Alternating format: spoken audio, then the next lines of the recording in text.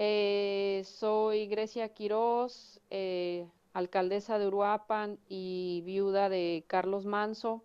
El 2 de diciembre de 2025 recibí una llamada de Omar García Harfuch que me llenó de una satisfacción que no había sentido desde que comenzó esta guerra contra el CJNG. El 1 de diciembre, mientras yo escribía sobre los avances del Plan Michoacán, el ejército mexicano había ejecutado simultáneamente una de las operaciones más devastadoras contra la infraestructura del narcotráfico en Sinaloa. 7 centros de concentración de precursores químicos destruidos en un solo día, 5.650 litros de sustancias químicas aseguradas, un reactor de síntesis orgánica decomisado, 2 condensadores utilizados para producción de drogas sintéticas fuera de operación, la afectación económica al crimen organizado, 113 millones de pesos. Harfuch me explicó que aunque el operativo había sido en Sinaloa, el impacto golpeaba directamente al CJNG porque muchos de esos precursores químicos estaban destinados a laboratorios clandestinos en Michoacán. La cadena de suministro que alimentaba a los Rs estaba siendo cortada desde su origen. Esta es la historia de ese golpe demoledor. Los operativos se realizaron como parte de la Estrategia Nacional de Seguridad en 7 poblados diferentes de los municipios de Culiacán y Cozalá: Los Mayos, Corral Viejo, Presa Vinoramas, Bacata, Mezcaltitán, El Tecomate y Las Milpas del Carrizo. Eran ubicaciones remotas en zonas rurales donde el cártel de Sinaloa y sus facciones mantenían almacenes de precursores químicos que luego distribuían hacia laboratorios en Sinaloa, Jalisco, Michoacán y otros estados. El ejército mexicano había trabajado durante semanas con inteligencia proporcionada por la Secretaría de la Defensa Nacional, identificando cada ubicación mediante sobrevuelos con drones, interceptación de comunicaciones y testimonios de detenidos que revelaban las rutas de distribución. Cuando finalmente atacaron el 1 de diciembre, lo hicieron simultáneamente en las 7 ubicaciones para evitar que los criminales alertaran a las demás. Fue una operación de precisión quirúrgica ejecutada con profesionalismo militar absoluto. En Los Mayos, los elementos del ejército encontraron el centro de concentración más grande con aproximadamente 2.000 litros de sustancias químicas almacenadas en tambos industriales. Eran precursores importados ilegalmente desde Asia que se utilizaban para sintetizar metanfetamina de alta pureza. También aseguraron un reactor de síntesis orgánica, una pieza de equipo sofisticada que costaba cientos de miles de pesos y que era esencial para el proceso de producción. El reactor permitía procesar grandes volúmenes de precursores químicos, transformándolos en metanfetamina cristalizada, lista para empaquetarse y distribuirse. Destruirlos significaba eliminar semanas o meses de capacidad productiva que el cártel no podría recuperar fácilmente. Los soldados documentaron todo meticulosamente, fotografiaron la evidencia, tomaron muestras para análisis forense y luego procedieron a destruir el sitio completamente mediante detonaciones controladas.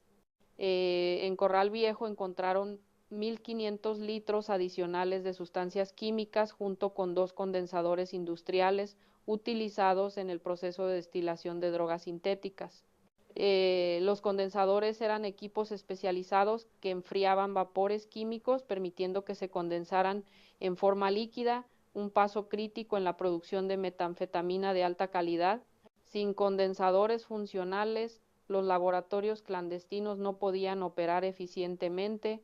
El ejército desmontó los equipos, los documentó como evidencia y los destruyó utilizando explosivos que los convirtieron en chatarra inservible. También encontraron documentación que revelaba la contabilidad del cártel, registros de compras de precursores, pagos a proveedores, cantidades producidas mensualmente. Era información valiosa que se trasladó inmediatamente a los analistas de inteligencia para mapear la red completa de distribución. Los operativos en Presa Vinoramas, Bacata y Mezcaltitán siguieron el mismo patrón. En cada ubicación el ejército encontró entre 500 y 1.000 litros de sustancias químicas almacenadas en condiciones precarias que representaban peligro tanto para los criminales que las manejaban como para las comunidades cercanas. Muchos de estos químicos eran altamente tóxicos y explosivos, capaces de causar desastres ambientales si se derramaban o incendiaban accidentalmente. El ejército no solo decomisaba las sustancias, sino que también las neutralizaba siguiendo protocolos ambientales estrictos para evitar contaminar suelos y fuentes de agua. Era un trabajo peligroso que los soldados ejecutaban con valentía, exponiéndose a vapores tóxicos y riesgo de explosiones. Cada sitio destruido era una victoria no solo contra el narcotráfico, sino también a favor de la salud pública y el medio ambiente. En el Tecomate encontraron algo particularmente preocupante, evidencia de que precursores químicos estaban siendo desviados hacia Michoacán específicamente para abastecer laboratorios del CJNG. Había documentos con direcciones en Apatzingán, Tepalcatepec y Uruapan. Había mensajes de texto entre operadores del cártel de Sinaloa y contactos del CJNG coordinando entregas. Era la confirmación de que aunque ambos cárteles eran rivales mortales en algunos territorios, en otros mantenían relaciones comerciales pragmáticas donde se vendían insumos entre ellos. Harfuch me explicó que esta información era crucial porque revelaba conexiones que antes no conocían y permitiría planificar operativos futuros contra los puntos de recepción en Michoacán. Cada pieza del rompecabezas criminal agregaba claridad al panorama completo. Las Milpas del Carrizo fue el último sitio atacado y resultó ser un centro de distribución regional donde se consolidaban precursores de múltiples proveedores antes de enviarlos hacia diferentes destinos. El ejército aseguró 600 litros de sustancias químicas, vehículos utilizados para transporte, teléfonos celulares con registros de comunicaciones y hasta dinero en efectivo que se utilizaba para pagar a transportistas y vigilantes. 3 personas fueron detenidas en el lugar, empleados de bajo nivel del cártel que aceptaron colaborar con las autoridades proporcionando información sobre la estructura operativa de la red de distribución. Sus testimonios revelaron que los precursores asegurados ese día representaban aproximadamente 2 meses de suministro para los laboratorios que abastecían. Sin ese suministro, los laboratorios tendrían que detener operaciones o buscar proveedores alternativos mucho más costosos y riesgosos. La afectación económica de 113 millones de pesos no era solo el valor de las sustancias químicas decomisadas, sino también el costo de oportunidad para el cártel, la producción perdida, las ventas que no realizarían, los clientes que buscarían otros proveedores. Harfuch me explicó que en la economía del narcotráfico este tipo de golpes tenían efectos multiplicadores. Cuando destruyes precursores no solo impides la producción inmediata, sino que también interrumpes cadenas de distribución completas, afectas la reputación de confiabilidad del cártel con sus compradores y fuerzas a la organización criminal a desviar recursos para reconstruir lo perdido. Era exactamente el tipo de presión sostenida que necesitábamos para debilitar al CJNG y sus aliados hasta el punto donde capturar a sus líderes se volviera inevitable. Los operativos del 1 de diciembre no se limitaron a Sinaloa. Simultáneamente se realizaron acciones coordinadas en 6 estados adicionales como parte de la Estrategia Nacional de Seguridad. En Baja California arrestaron a 3 personas y aseguraron 4 armas largas, una corta 110 cartuchos, 3 cargadores y un vehículo. En Chihuahua, un cateo en Santa Bárbara resultó en el decomiso de 5 armas largas, una ametralladora, 80 cargadores, 3,063 cartuchos, 20 kilogramos de marihuana, chalecos tácticos y equipos de radio. En el Estado de México detuvieron a una persona con orden de aprehensión por extorsión. En Guerrero arrestaron a 3 personas. En Acapulco incautando dosis de droga y una motocicleta. En Oaxaca detuvieron a una persona con envoltorios de metanfetamina en Juchitán de Zaragoza. y en Veracruz aseguraron 4 armas largas, una corta, 32 cargadores, 345 cartuchos, 3 chalecos tácticos y un vehículo en Pánuco. Era una ofensiva coordinada a nivel nacional que demostraba que la lucha contra el crimen organizado no se limitaba a Michoacán ni a un solo cártel, sino que abarcaba todo el territorio mexicano, atacando simultáneamente a todas las organizaciones criminales, el cártel de Sinaloa en su territorio, el CJNG en Michoacán y Jalisco, grupos locales en otros estados. Todos enfrentaban presión constante de las fuerzas federales que ya no operaban reactivamente, sino proactivamente, anticipándose a los movimientos criminales y golpeando antes de que pudieran consolidar operaciones. Era el tipo de estrategia que finalmente estaba produciendo resultados después de años de esfuerzos descoordinados que permitían a los cárteles recuperarse rápidamente de cada golpe. Cuando Harfuch me explicó los detalles del operativo en Sinaloa, yo inmediatamente comprendí su relevancia para Michoacán y específicamente para Uruapan. Los precursores químicos asegurados ese día estaban destinados en parte a laboratorios que los Rs operaban en la región. Sin esos insumos, los laboratorios del CJNG en Michoacán enfrentarían escasez que los obligaría a reducir producción o buscar proveedores alternativos más caros. Cada eslabón de la cadena criminal que se rompía en Sinaloa tenía efectos en cascada en Michoacán. Era la interconexión del crimen organizado trabajando a nuestro favor por primera vez. Los cárteles dependían de redes complejas que cruzaban estados y fronteras. Cuando atacábamos esas redes en múltiples puntos simultáneamente, el daño se multiplicaba exponencialmente. Le pregunté a Harfuch si estos operativos estaban acercándonos a la captura del Runo. Me respondió que cada golpe a la infraestructura criminal del CJNG reducía los recursos disponibles para proteger a sus líderes.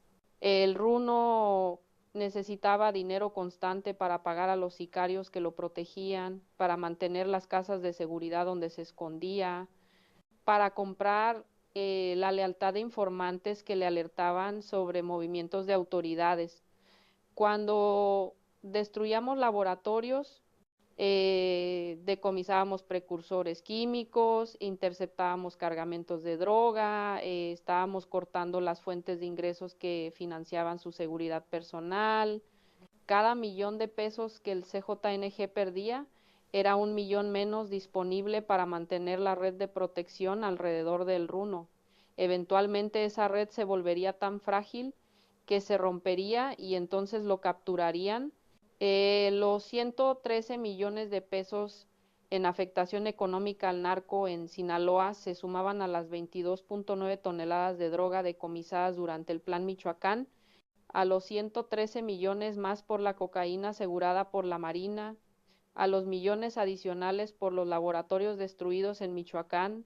Cuando sumabas todas las pérdidas económicas que el crimen organizado había sufrido solo durante noviembre y los primeros días de diciembre, el total superaba fácilmente los 1,000 millones de pesos. Era un golpe devastador a las finanzas de los cárteles que los obligaba a tomar decisiones difíciles sobre dónde invertir sus recursos limitados, y cada decisión difícil que tomaban era una oportunidad para que las autoridades explotaran sus debilidades. La destrucción de los 7 centros de concentración de precursores químicos en Sinaloa también enviaba un mensaje claro a los proveedores internacionales que alimentaban a los cárteles mexicanos. Los productos químicos que vendían desde China, India y otros países asiáticos no estaban llegando a su destino final, sino siendo interceptados y destruidos por autoridades mexicanas cada vez con mayor frecuencia. Eso aumentaba el riesgo para los proveedores que podían perder cargamentos completos sin recibir pago. Algunos proveedores decidirían que el mercado mexicano era demasiado riesgoso y buscarían otros clientes. Otros aumentarían precios para compensar el riesgo. En ambos casos, el resultado era el mismo: encarecimiento de los insumos para producción de drogas que reducía los márgenes de ganancia de los cárteles. Convoqué una conferencia de prensa en Uruapan para informar a la ciudadanía sobre estos resultados y explicar cómo nos beneficiaban aunque los operativos hubieran ocurrido en Sinaloa. Dije que la guerra contra el crimen organizado era nacional y que cada victoria en cualquier estado nos acercaba a la liberación de Michoacán. Dije que los 113 millones de pesos en pérdidas para el narco eran recursos que no llegarían a manos de los R's para financiar extorsiones, secuestros y violencia en Uruapan. Dije que mientras el ejército destruía laboratorios en Sinaloa, la Marina decomisaba cocaína en el Pacífico y la Guardia Nacional detenía extorsionadores en todo el país. El cerco alrededor del CJNG se estrechaba cada día. Los periodistas preguntaron cuándo esperaba que capturaran a El Runo. Respondí que no podía dar fechas específicas, pero que cada operativo como el de Sinaloa nos acercaba más a ese momento. Las reacciones en redes sociales fueron positivas, la gente celebraba cada golpe al narcotráfico sin importar dónde ocurriera, porque todos entendíamos que estábamos en la misma guerra. Un productor de aguacate de Uruapan comentó en mi publicación: cada laboratorio destruido es menos droga en las calles y menos dinero para los que nos extorsionan. Sigan así. Un comerciante escribió: 113 millones de pesos que esos criminales no van a tener para comprar armas y sicarios. Eso nos protege a todos. Un maestro comentó: cuando destruyen los laboratorios donde hacen la droga, están protegiendo a nuestros jóvenes, que son los que terminan consumiéndola o siendo reclutados para venderla. La gente entendía la conexión entre operativos en otros consumiendo los estados y nuestra seguridad local. Harfuch me informó que los análisis de las sustancias químicas aseguradas en Sinaloa revelaban que algunas tenían composición idéntica a precursores decomisados previamente en laboratorios del CJNG en Michoacán. Era la evidencia científica de que existían conexiones comerciales entre ambos cárteles para el suministro de insumos. Los analistas estaban rastreando los números de lote y las etiquetas de los químicos para identificar a los importadores y distribuidores que operaban como intermediarios. Cada intermediario identificado se convertía en objetivo de investigación y eventual detención. Era como desarmar un rompecabezas gigante donde cada pieza revelaba la ubicación de otras piezas hasta completar el panorama criminal completo. Los soldados que ejecutaron los operativos en Sinaloa merecían reconocimiento que rara vez recibían públicamente. Trabajaban en condiciones peligrosas, manipulando sustancias químicas tóxicas, enfrentando potencial resistencia armada de vigilantes del cártel, operando en terrenos remotos sin apoyo inmediato disponible. Harfuch me contó que varios soldados habían sufrido intoxicaciones leves por exposición a vapores químicos durante las operaciones de destrucción. Todos se recuperaron, pero era un recordatorio del precio que las Fuerzas Armadas pagaban diariamente en esta guerra. Cada operativo exitoso representaba valentía, profesionalismo y sacrificio de hombres y mujeres que arriesgaban sus vidas para proteger a México del flagelo del narcotráfico. Esa noche me reuní con mi equipo de seguridad municipal para discutir cómo podíamos apoyar los esfuerzos federales desde el nivel local. Decidimos intensificar los patrullajes en zonas donde sospechábamos que los R's mantenían bodegas de almacenamiento de precursores químicos o pequeños laboratorios clandestinos. Coordinamos con la Secretaría de Seguridad Pública Estatal para compartir información de inteligencia sobre movimientos sospechosos de vehículos que podrían estar transportando insumos químicos. Establecimos un sistema de recompensas para ciudadanos que proporcionaran información verificada sobre ubicaciones de laboratorios. Cada alcaldía, cada corporación policial, cada ciudadano tenía un rol en esta guerra. No podíamos quedarnos esperando que solo las fuerzas federales hicieran todo el trabajo. Hoy, 2 de diciembre de 2025, reflexiono sobre el significado del operativo del 1 de diciembre en Sinaloa y lo que representa para nuestra lucha en Michoacán. 113 millones de pesos en pérdidas para el narco, 7 centros de distribución destruidos, miles de litros de precursores químicos fuera de circulación, un reactor y 2 condensadores inutilizados. Son números que, traducidos a la realidad, significan menos metanfetamina en las calles, menos recursos para el CJNG, menos capacidad para financiar la violencia que nos ha azotado durante años, Y cuando sumas estos resultados a los 932 detenidos del Plan Michoacán, a las 22 toneladas de droga decomisada, a los 17 laboratorios destruidos en Michoacán, el panorama es claro. Estamos ganando esta guerra. El Runo sigue prófugo, pero su tiempo se acaba. Cada laboratorio destruido reduce sus ingresos. Cada detenido elimina personas de su red de protección. Cada operativo exitoso demuestra que las fuerzas del Estado son más fuertes que su organización criminal.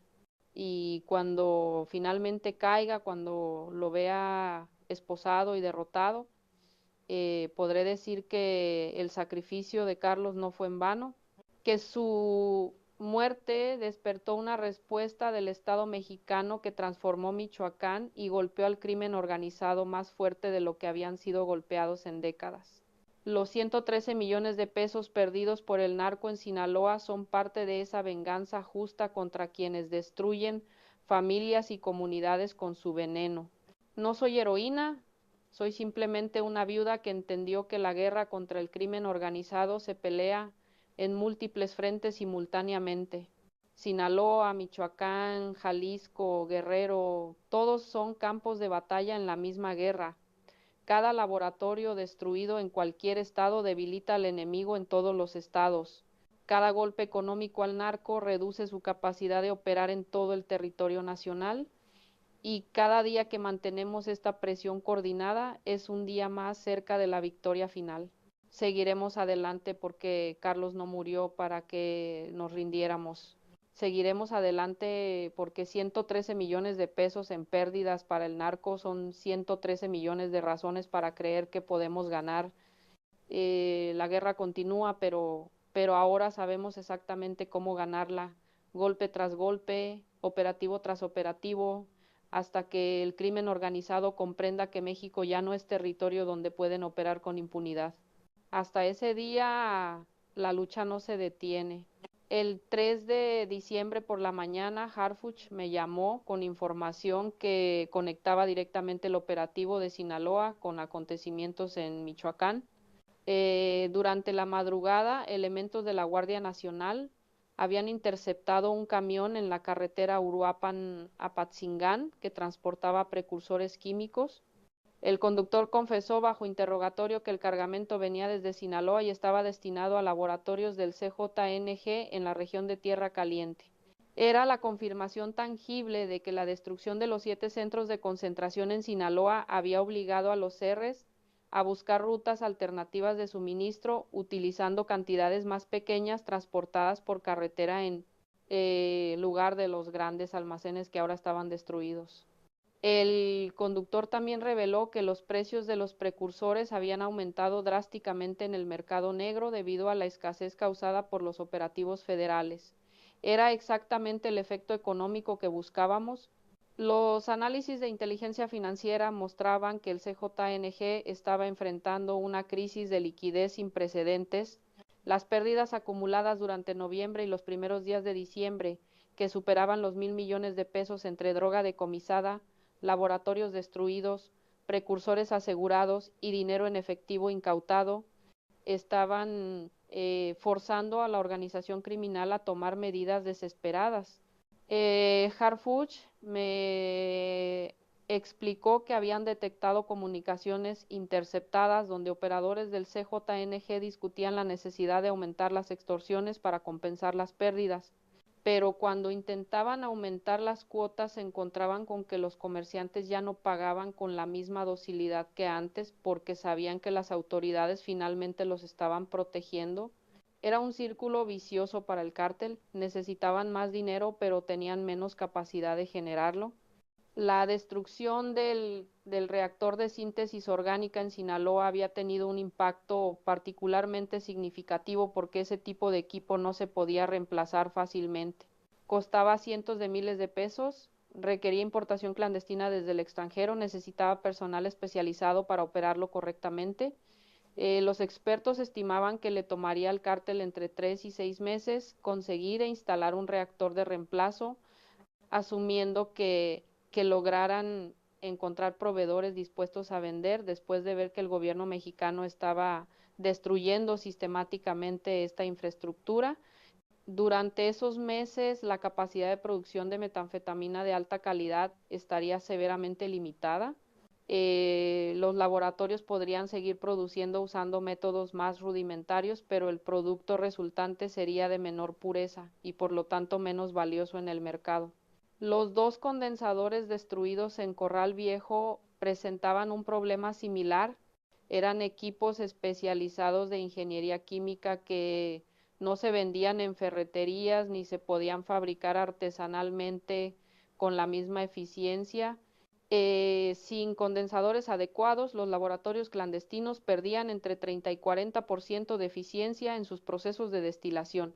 Eso significaba que para producir la misma cantidad de metanfetamina necesitaban más precursores químicos, más tiempo de procesamiento, más energía eléctrica y más personal. Todos esos factores aumentaban los costos operativos y el riesgo de detección. Harfuch me dijo que los analistas económicos del gobierno estimaban que los 113 millones de pesos en afectación directa se multiplicarían a varios cientos de millones cuando considerabas las pérdidas indirectas por producción reducida durante los próximos meses. El impacto psicológico del operativo sobre los operadores de nivel medio del CJNG era igualmente importante que el impacto económico. Los encargados de laboratorios, los coordinadores logísticos, los distribuidores de precursores químicos, todos veían que su infraestructura estaba siendo sistemáticamente destruida por autoridades que parecían tener inteligencia precisa sobre cada ubicación. Eso generaba paranoia. ¿Quién estaba filtrando información? ¿Había infiltrados en la organización? ¿Los teléfonos estaban siendo interceptados? La paranoia llevaba a desconfianza entre miembros del cártel, lo cual debilitaba la coordinación operativa y generaba divisiones internas. Algunas células comenzaban a operar de manera más independiente para protegerse de posibles traiciones, lo cual fragmentaba la estructura organizacional que había hecho al CJNG tan poderoso. Las comunidades donde se habían destruido los 7 centros de concentración en Sinaloa reportaron mejoras inmediatas en calidad de vida. Los residentes de Mezcaltitán dijeron que por años habían vivido con olores químicos nauseabundos provenientes del almacén de precursores, pero nunca se atrevieron a denunciar por miedo a represalias del cártel. Ahora que las autoridades habían actuado, se sentían liberados de esa carga. En las milpas del Carrizo, los maestros de la escuela local reportaron que durante meses habían notado camiones sospechosos entrando y saliendo del área, pero tampoco denunciaron por temor. La destrucción de estos centros no solo golpeaba al narco, sino que también devolvía tranquilidad a comunidades que habían vivido años bajo la sombra del crimen organizado. El ejército mexicano anunció que los operativos contra laboratorios y centros de precursores químicos continuarían durante todo diciembre. Tenían identificadas docenas de ubicaciones adicionales en Sinaloa, Michoacán, Jalisco, Durango y otros estados que serían atacadas en las próximas semanas. La estrategia era mantener presión constante para que los cárteles no tuvieran tiempo de recuperarse entre golpes. Cada vez que destruían un laboratorio o aseguraban precursores, inmediatamente comenzaban a planificar el siguiente operativo usando la información obtenida del anterior. Era una campaña sostenida que no daría tregua al crimen organizado hasta desmantelar completamente su capacidad de producir drogas sintéticas en territorio mexicano. Esa tarde me reuní con productores agrícolas de Uruapan que me plantearon una preocupación importante.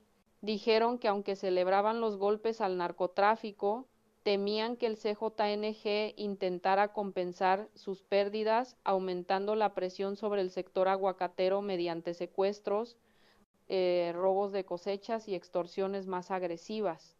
Era una preocupación válida. Coordiné inmediatamente con Harfuch para reforzar la vigilancia en zonas de producción de aguacate. Establecimos patrullajes conjuntos de Guardia Nacional, Policía Estatal y Seguridad Privada contratada por las asociaciones de productores instalamos puntos de revisión en carreteras donde se transportaban las cosechas, implementamos un sistema de escolta para camiones que llevaban aguacate hacia los centros de distribución. No permitiríamos que los Rs usaran a los productores como válvula de escape para sus problemas financieros. Los análisis químicos de las sustancias aseguradas en Sinaloa revelaron algo inquietante que Harfuch compartió conmigo bajo estricta confidencialidad. Algunos de los precursores tenían composiciones que no coincidían con los productos químicos industriales legítimos, sino que parecían haber sido sintetizados específicamente para producción de drogas.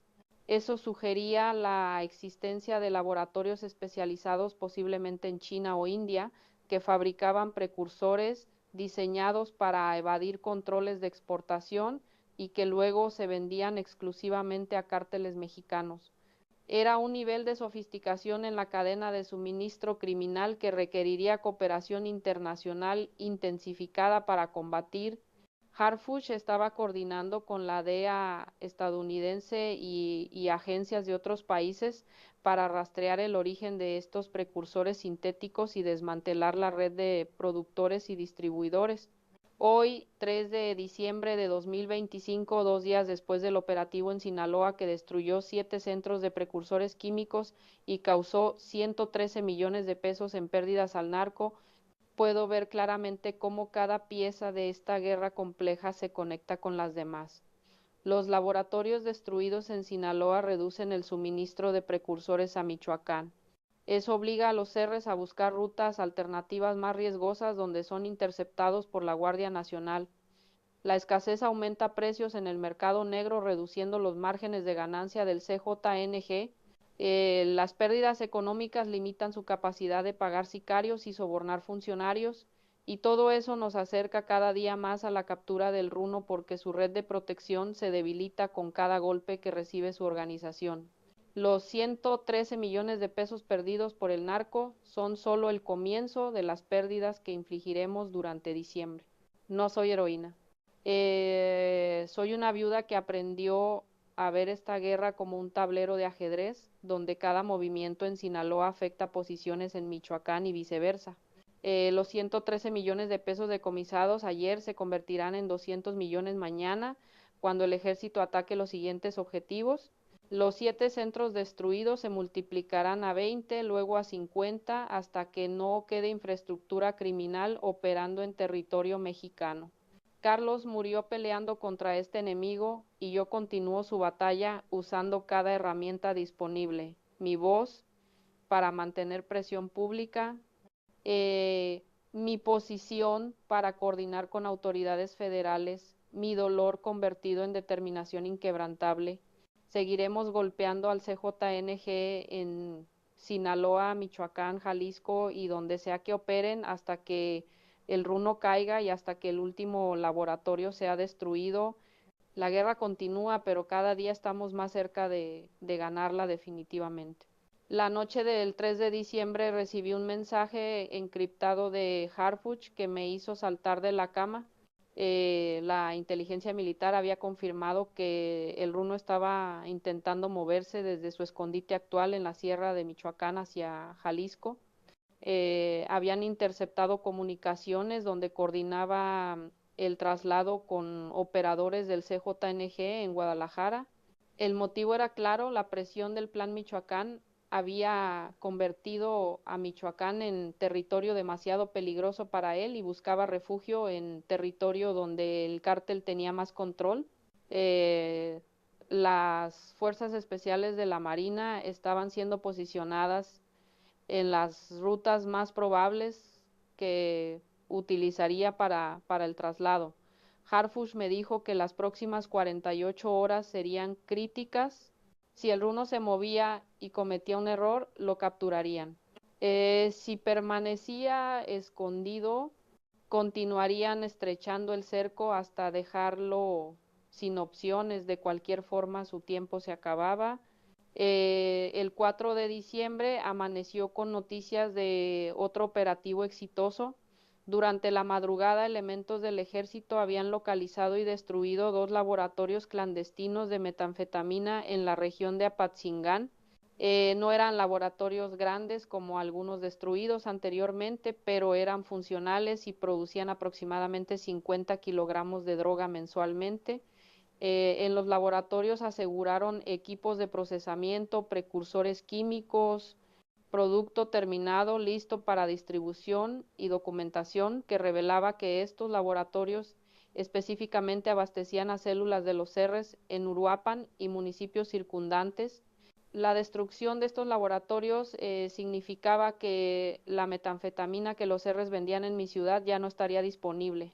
Cada gramo menos de droga en las calles era un joven menos expuesto a caer en adicción o ser reclutado como vendedor. Los efectos acumulativos de todos los operativos comenzaban a manifestarse de formas inesperadas. Comerciantes de Uruapan reportaban que sicarios de bajo nivel del CJNG estaban intentando vender armas y vehículos a precios reducidos, señal de que necesitaban efectivo urgentemente porque la organización no les estaba pagando con regularidad.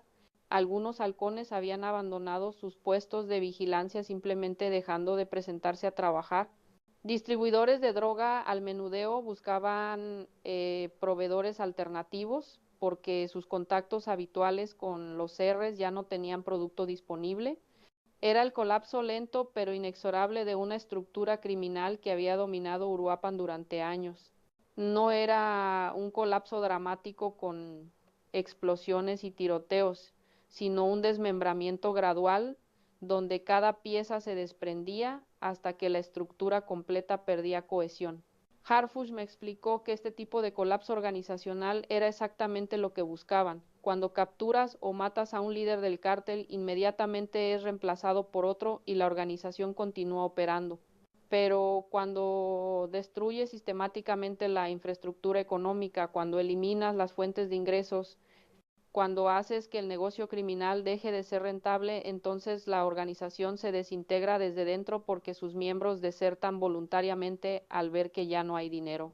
Los 932 detenidos del Plan Michoacán más los 113 millones de pesos en pérdidas en Sinaloa más las 22 toneladas de droga decomisada más los 17 laboratorios destruidos en Michoacán más los 2 adicionales en Apatzingán sumaban una presión económica insostenible para el CJNG. Las familias de algunos de los 932 detenidos comenzaban a aceptar la realidad de que sus parientes enfrentarían décadas en prisión. Algunas madres y esposas contactaban a organizaciones de derechos humanos argumentando que sus familiares habían sido obligados a trabajar para el CJNG mediante amenazas y no eran criminales voluntarios. Era un argumento que contenía algo de verdad en algunos casos porque el cártel efectivamente reclutaba mediante coacción en comunidades marginadas. Pero también era cierto que muchos de los detenidos habían cometido crímenes graves, incluyendo secuestros, extorsiones y homicidios. Harfuch me dijo que el sistema de justicia evaluaría cada caso individualmente, pero que quienes hubieran participado en actos violentos enfrentarían las consecuencias completas sin importar cómo habían sido reclutados inicialmente. El decomiso del camión con precursores químicos en la carretera Uruapan-Apatzingán había abierto una nueva línea de investigación. El conductor había revelado los nombres de sus contactos en Sinaloa que le habían entregado el cargamento y también los nombres de las personas en Michoacán que debían recibirlo. Todos esos nombres fueron agregados a las listas de objetivos prioritarios. Durante el 4 de diciembre, elementos de la Guardia Nacional realizaron cateos simultáneos en 3 ubicaciones identificadas por el conductor, deteniendo a 6 personas y asegurando documentación adicional sobre la red de distribución de precursores. Era el efecto dominó que cada detención producía, información que llevaba más detenciones que producían más información. La red criminal se desenredaba hilo por hilo. Los productores de aguacate reportaron que los patrullajes reforzados habían tenido efecto inmediato. Durante el 4 de diciembre no se registró ni un solo incidente de extorsión o robo en las zonas aguacateras de Uruapan. Era la primera vez en meses que pasaba un día completo sin algún reporte de actividad criminal contra el sector. Los productores atribuían esto tanto a la presencia visible de fuerzas de seguridad como al debilitamiento general de los Rs, que ya no tenían suficientes operadores disponibles para mantener todas sus actividades criminales simultáneamente. Tenían que elegir prioridades y aparentemente habían decidido que extorsionar aguacateros era menos importante que tratar de mantener sus operaciones de narcotráfico, que generaban más ingresos aunque estaban siendo desmanteladas sistemáticamente. Esa tarde convoqué una reunión con líderes de diferentes sectores de Uruapan, comerciantes, transportistas, hoteleros, restauranteros, todos los que habían sufrido extorsiones durante años. Les presenté los resultados acumulados de todos los operativos y les expliqué que estábamos en un momento de inflexión donde los Rs estaban debilitados pero todavía peligrosos.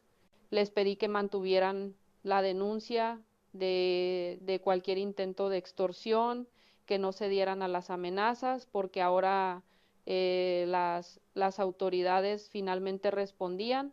Les pedí que se organizaran en comités de vigilancia vecinal, que apoyaran a las corporaciones de seguridad reportando actividad sospechosa. Les pedí que tuvieran paciencia porque aunque estábamos ganando la guerra, todavía no la habíamos ganado completamente. La respuesta fue abrumadoramente positiva. La gente quería participar, quería ser parte de la solución. Harfuch me llamó nuevamente por la noche con una actualización sobre el Runo. Las fuerzas especiales de la Marina habían establecido puntos de observación en las 3 rutas más probables que podría usar para moverse hacia Jalisco.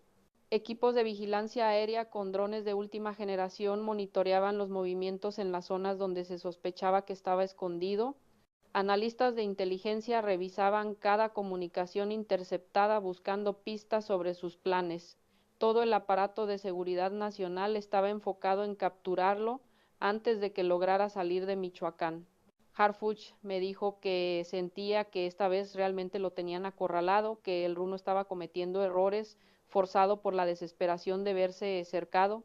Me pidió que estuviera lista porque cuando lo capturaran querían que yo estuviera presente para identificarlo formalmente como el autor intelectual del asesinato de Carlos. Hoy, 4 de diciembre de 2025, 33 días después del asesinato de Carlos y 4 días después del operativo que causó 113 millones de pesos en pérdidas al narco en Sinaloa, siento por primera vez desde que todo comenzó que realmente estamos en la recta final de esta pesadilla.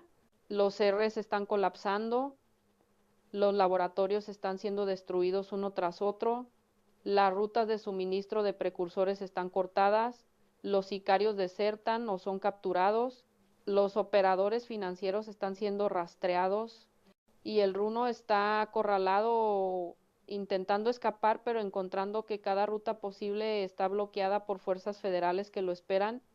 Las próximas horas o días traerán su captura y entonces finalmente podré mirar a mis hijos y decirles que el hombre que ordenó matar a su padre está en prisión, donde pasará el resto de su vida pagando por lo que hizo. No soy heroína, soy una madre que quiere que sus hijos crezcan en un México donde los criminales no controlan ciudades enteras, donde los alcaldes no son asesinados por hacer su trabajo, donde los jóvenes no son reclutados para morir como sicarios desechables. Los 113 millones de pesos decomisados en Sinaloa, los 932 detenidos en Michoacán, las 22 toneladas de droga incautadas, los 19 laboratorios destruidos entre Michoacán y Apatzingán, todo suma hacia ese México que quiero ver. Carlos no vivirá para verlo, pero yo sí. Y cuando el Runo caiga, cuando los R sean completamente desmantelados, cuando Uruapan finalmente sea libre del yugo del CJNG, entonces sabré que el sacrificio de Carlos tuvo significado. Seguiremos adelante cada día, cada operativo, cada detención, hasta alcanzar esa victoria final que se está cerca. La guerra continúa, pero puedo ver el final del túnel y es luminoso.